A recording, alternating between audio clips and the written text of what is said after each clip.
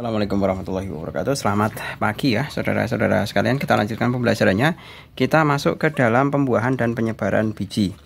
Nah, sebagaimana kita ketahui bahwa dalam tumbuhan yang tingkat tinggi ya, seperti halnya Angiosperma maupun Gymnospermae, nanti ada yang pembagian lagi tumbuhan berbiji tertutup dan tumbuhan biji terbuka. Nanti yang tertutup itu nanti dibagi menjadi dikotil dan monokotil, ya kan?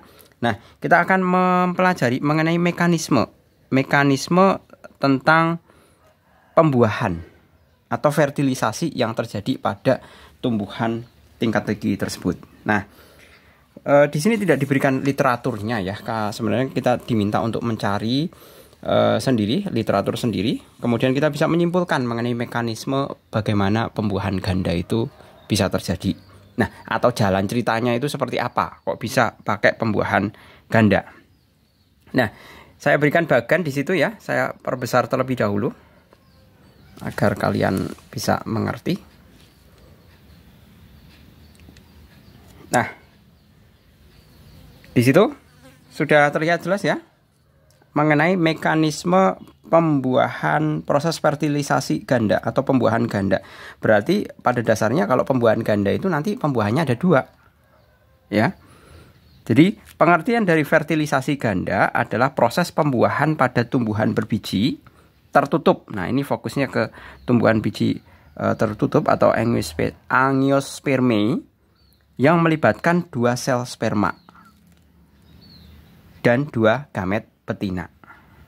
Nah, ceritanya bagaimana? Kita lihat di sini. Di sini ada 2 buah anak panah. Yang pertama anak panah menunjukkan mengenai perkembangan butir serbuk sari. Serbuk sari itu adalah jelas sebagai sel kelamin jantannya atau sel bakal calon sel spermanya. Nah, di situ diketahui sel spermanya itu ada 2. Nah, di satu pihak pada sisi sel kelamin betina, yaitu pada ini ya, di dalam bunga putik, ini kan struktur putik ya. Nah, di situ terdapat yang namanya bakal biji di sini. Dengan mekanisme pembelahan meiosis berkembang menjadi 4 megaspora. Kemudian 3 megasporanya berdegenerasi. Kemudian berkembang lagi gametofit betinanya ya, atau sel kelamin betinanya itu masing-masing nukleusnya 3 nuklear sisa dari nukleus megaspora berkelompok memisahkan diri. Kita lihat di sini ada 3 di kutub-kutubnya ya. Atas bawah di kutub-kutubnya kan isinya 3. Nah, pada saat ini kan sudah matang ini. Kalau sudah seperti ini kan sudah matang. Nah, kemudian ada serbuk sari masuk ke sini. Sel kelamin jantannya tadi masuk ke sini, jebret.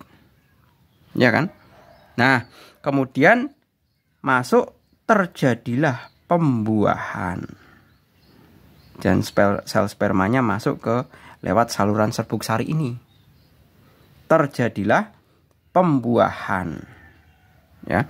Nah, pembuahannya ada 2. Yaitu pembuahan ganda. Yang pertama adalah pembuahan sejati, di mana pembuahan sejati itu adalah pertemuan sel sperma dengan sel telur yang akan menghasilkan zigot. Nah, ini ada zigot ya. Ini kan mana zigotnya mana? Oh, enggak dijelaskan di zigotnya di mana. Tapi di sini setelah perkembangan fertilisasi atau setelah pembuahan, zigot berkembang menjadi embrio. Nah, ini adalah pembuahan pertama. Nah, pembuahan lainnya adalah apa? Pembuahan lainnya adalah sel sperma membuahi sel kutub, sel inti kutubnya. Nah, tadi kan sudah diceritakan bahwa ini akan memisahkan diri ke kutub-kutubnya. Nah, itu juga dibuahi. Ya, peleburan sel sperma dengan sel inti kutubnya tadi. Nah, membentuk apa hasil peleburan yang kedua ini? Membentuk endospermae. Ini loh, endospermae. Nah, kemudian berkembang, ovarium itu berkembang menjadi buah, bakal biji berkembang menjadi biji. Seperti itu ceritanya. Ya. Sedangkan endosperme itu sendiri itu sebagai cadangan makanan bagi tumbuhan. Itu adalah endospermenya. Udah jelas ya? Nah, ini nanti bakal bijinya ini, biji ini buah ya, yang keluar itu endospermenya, kemudian di dalamnya itu biji, di dalam bijinya itu ada embrio.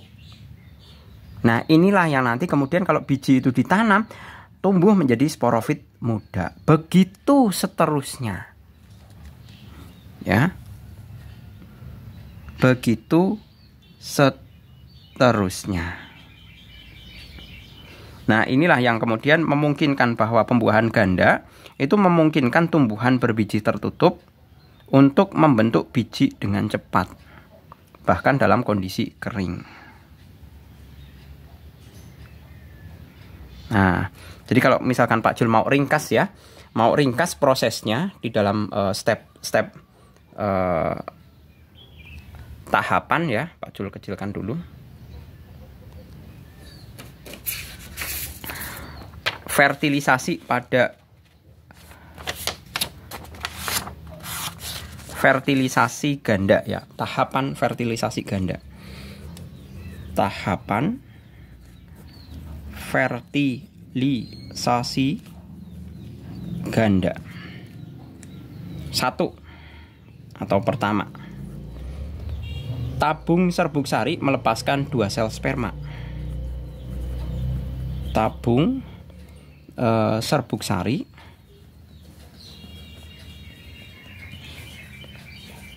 melepaskan 2 sel sperma.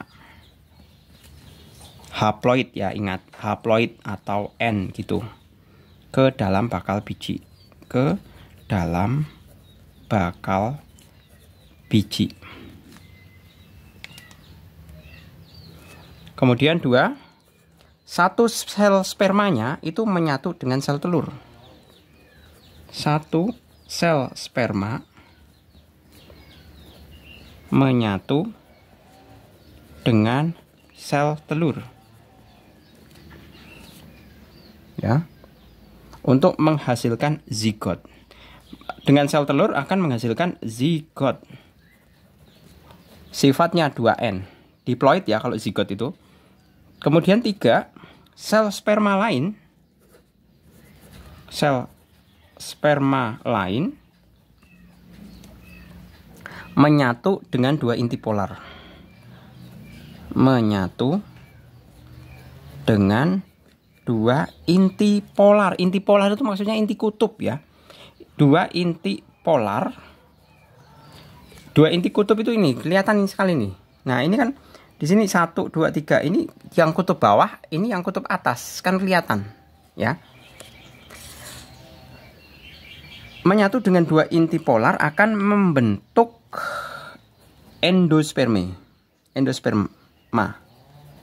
Endosperma triploid. Nah, sifatnya 3N. Ya, triploid. Nah, selanjutnya tahap yang terakhir adalah bakal biji yang dibuahi membentuk biji. Bakal biji yang dibuahi membentuk biji. Sementara jaringan bakal biji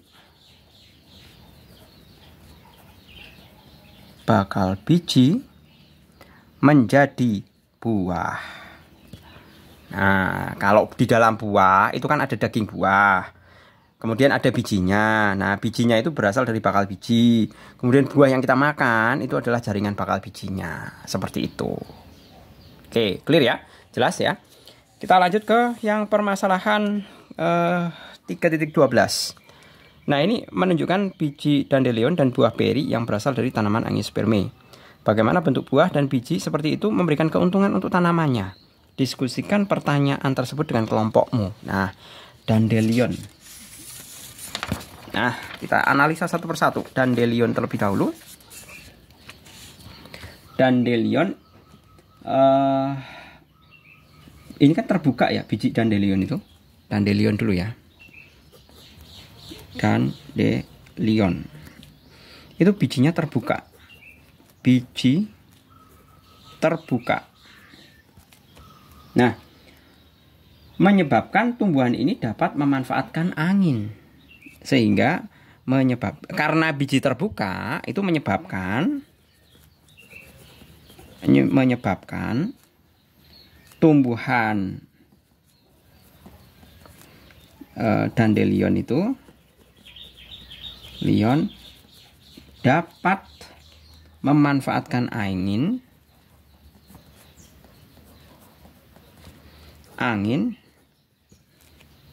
untuk persebarannya.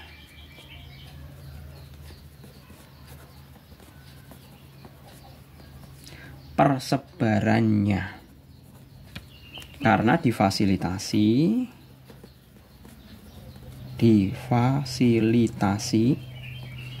oleh biji yang ringan, terbuka, dan dapat terbang. Difasilitasi oleh biji yang ringan, ya. Kemudian terbukanya kan jelas ya. Terbuka dan dapat terbang.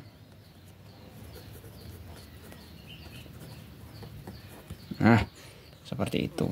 Nah, bagaimana dengan buah beri? Nah, kalau buah beri itu bagaimana? Nah, kalau untuk yang buah beri, ya, buah beri ada daging buah yang melindungi di dalamnya. Karena kan dagingnya tebal ya. Walaupun tidak setebal mangga sih. Ada daging buah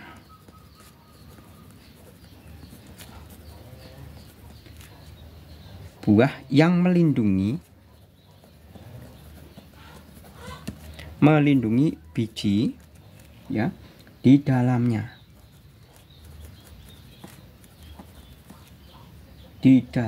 Menarik hewan serta manusia untuk mengkonsumsi.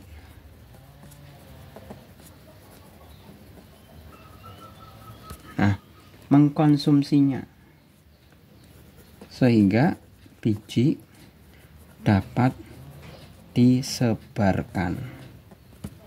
Nah, maksudnya bagaimana? Ini kan warnanya merah buahnya ya, buah beri, dan bisa dimakan. Hewan maupun manusia itu kan pasti tertarik untuk memakannya. Apakah serta-merta kemudian bijinya dimakan? Itu kan tidak. Nah, sisa dari saat manusia maupun hewan mengkonsumsi buah beri itu kan setidaknya pasti menghasilkan biji yang dibuang. Nah, biji yang dibuang itu yang kemudian dimungkinkan sebagai alat persebaran tumbuhan beri tersebut.